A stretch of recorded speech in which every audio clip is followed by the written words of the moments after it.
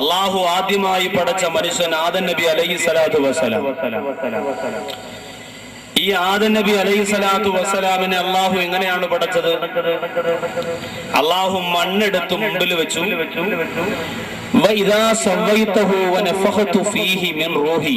അള്ളാഹു പറയുന്നു, ആ മണ്ണിന് മനുഷ്യന്റെ രൂപം വന്നപ്പോൾ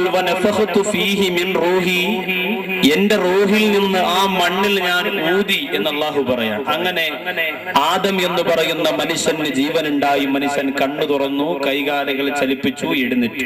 അള്ളാഹു സുബ്ഹാനഹു വ തആല ഹവ്വാ ബീവി റളിയല്ലാഹു അൻഹയെയും പടച്ചു. പക്ഷെ ഇങ്ങനെയല്ല പടച്ചത്. അതാണ് ആദം നബിക്ക് അറിയാനുള്ള ആവേശം.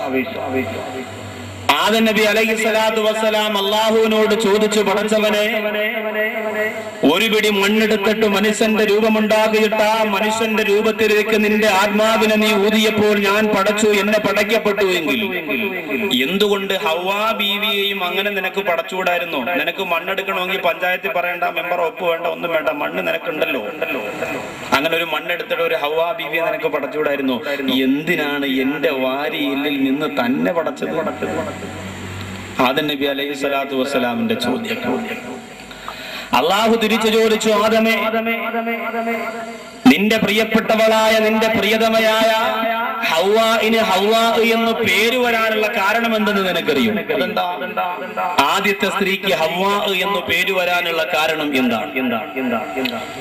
അള്ളാഹു പറഞ്ഞു കൊടുക്കുന്നു, ആദമേ ഖുലിഖത്തുൽ മർഅതു മിൻ റജുലിൻ, പെണ്ണിനെ പടച്ചത് ആണിൽ നിന്നാണ്.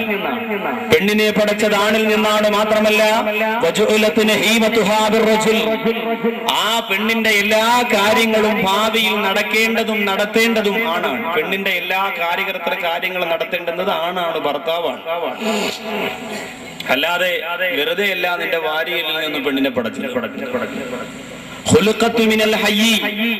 ജീവനുള്ള ഒരു ശരീരത്തിൽ നിന്നും പെണ്ണിനെ പടച്ചു. അതുകൊണ്ടാണ് ആ പെണ്ണിന് ഹവ്വാ എന്ന്, ജീവനുള്ളവയിൽ നിന്നും പടയ്ക്കപ്പെട്ടവൾ എന്ന പേര് അതുകൊണ്ടാണ് ഹവ്വാഇന് കൊടുത്തത് എന്ന് അല്ലാഹു സുബ്ഹാനഹു വ തആല ആദം നബി അലൈഹി സ്വലാത്തു വസ്സലാമിനോട് പറഞ്ഞു കൊടുത്തു. അവിടെ മുതൽ ആണും പെണ്ണുമായിട്ട് വല്ലാത്ത ഒരു ആകർഷണം അല്ലാഹു സുബ്ഹാനഹു വ തആല ഈ രണ്ട് വസ്തുക്കൾക്ക് കൊടുത്തു. ആണ് പെണ്ണിനെ കാണുമ്പോൾ ആകർഷിക്കും, പെണ്ണ് ആണിനെ കാണുമ്പോൾ ആകർഷിപ്പിക്കും. അതിനെ, ആ ഒരു ആകർഷണത്തെ ഇസ്ലാമികമായ നിയമാവലിക്ക് മുന്നിൽ കൊണ്ടുവരുമ്പോൾ അതിന് നാം ഇടുന്ന പേരാണ് നിക്കാഹ് എന്ന്.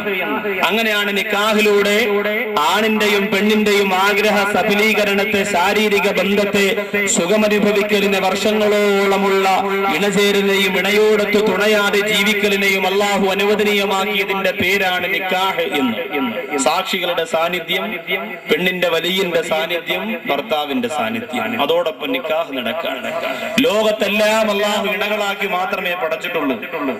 എന്റെ പ്രിയമുള്ളവരെ, നമ്മൾ ചിന്തിക്കുക, 1905 കാലഘട്ടത്തിൽ ഫ്രാൻസ് എന്ന് പറയുന്ന രാജ്യത്തില് പെണ്ണുങ്ങളെ കച്ചവടം ചെയ്യൽ അനുവദനീയമായിരുന്നു. ഭർത്താവിന് തന്റെ ഭാര്യയെ കൊണ്ടുപോയിട്ട് ഇതാ 5000 രൂപയ്ക്ക് എന്റെ ഭാര്യ നിനക്ക് തന്നിരിക്കുന്നു എന്ന് പറഞ്ഞ് കച്ചവടം ചെയ്യൽ അനുവദനീയമായിരുന്നു.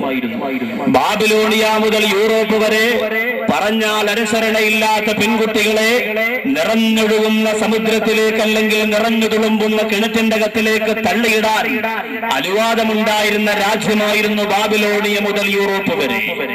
ആർഷഭാരത സംസ്കാരത്തിന്റെ ഈറ്റില്ലം എന്ന് പറയുന്ന സംസ്കാരം നിലനിൽക്കുന്ന സമയത്ത് പോലും ഭർത്താവ് ചത്തൊടുങ്ങിയാൽ ആളിക്കത്തിക്കൊണ്ടിരിക്കുന്ന ഭർത്താവിന്റെ ചിതയിലേക്ക് വലിച്ചെറിയപ്പെടുന്ന പെണ്ണ് പുഞ്ചിരിച്ചുകൊണ്ട് ചിതയിലേക്ക് എടുത്ത് ചാടണമെന്ന് പഠിപ്പിച്ച രാജ്യത്ത് റഹ്മാനിർ റഹീം.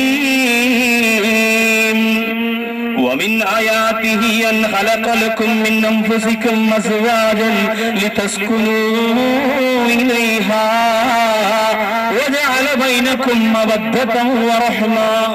അള്ളാഹുവിന്റെ ഖുർആൻ പറയുന്നു, വമിൻ ആയാതിഹി, അള്ളാഹുവിന്റെ ദൃഷ്ടാന്തങ്ങളിൽ പെട്ടതാണ്. അള്ളാഹുവിന്റെ ദൃഷ്ടാന്തങ്ങളിൽ പെട്ടതാണ് അന്ന ഖലഖലകും അസ്വാജം മിൻ അൻഫുസികും. നിങ്ങളുടെ ശരീരത്തിൽ നിന്ന് ഇണകളെ അള്ളാഹു നിങ്ങൾക്ക് പടച്ചു തന്നു. പെണ്ണിനെ മാറ്റി നിർത്താൻ പറ്റില്ല. പെണ്ണിനെ അടക്കളക്കാരിയായി മാറ്റിവെക്കാൻ പറ്റില്ല. പെണ്ണിനെ വീട്ടുജോലിക്കുള്ള ഉപകരണമാക്കി യന്ത്രമാക്കി മാറ്റിവെക്കാൻ പറ്റില്ല. മിൻ അൻഫുസികും നിങ്ങളുടെ ശരീരത്തിൽ നിന്ന് തന്നെയാണ് പടച്ച തമ്പുരാൻ നിങ്ങളുടെ ഇണകളെയും പടച്ചത്. വജഅല ബൈനകും മവദ്ദതൻ വറഹ്മ. നിങ്ങൾക്കിടയിൽ പടച്ച തമ്പുരാൻ സ്നേഹത്തെയും കാരുണ്യത്തെയും ലാളനയും വാത്സല്യത്തെയും തന്നു. അയ്യൂബ് നബിയുടെ പ്രിയപ്പെട്ട ഭാര്യ ആ ശരീരത്തിന്റെ വ്രണങ്ങളിലൂടെ ശീതളങ്ങൾ ഒഴുകി വരുമ്പോഴും കണ്ണു നിറയാതെ സ്നേഹത്തോടെ പുഞ്ചിരിയോടെ ആ പ്രിയതമനെ ശുശ്രൂഷിച്ചു പോരെങ്കിൽ ലോകചരിത്രത്തില് അതേപോലെ ഭർത്താവിനെ സ്നേഹിച്ച ഒരു പെണ്ണിനെ കാണാ. എന്റെ പ്രിയമുള്ള പെങ്ങളെ നാളിൽ വരെ നമുക്ക് കഴിഞ്ഞിട്ടുണ്ട്. വജഅല ബൈനകും മവദ്ദതൻ വറഹ്മ. മവദ്ദതൻ വറഹ്മ. നിങ്ങൾക്കിടയിൽ അള്ളാഹു പരസ്പരം സ്നേഹത്തെ, ഇഷ്ടത്തെ, കാരുണ്യത്തെ, വാത്സല്യത്തെ, അള്ളാഹു മഹബ്ബത്തിനെ ഇങ്ങനെ വിരിച്ചു തന്നിരിക്കുന്നു എന്ന് അള്ളാഹുവിന്റെ ഖുർആൻ. ലോകത്ത് സകലതിനെയും അള്ളാഹു പടച്ചത് ആണും പെണ്ണുമായിട്ടാണ്.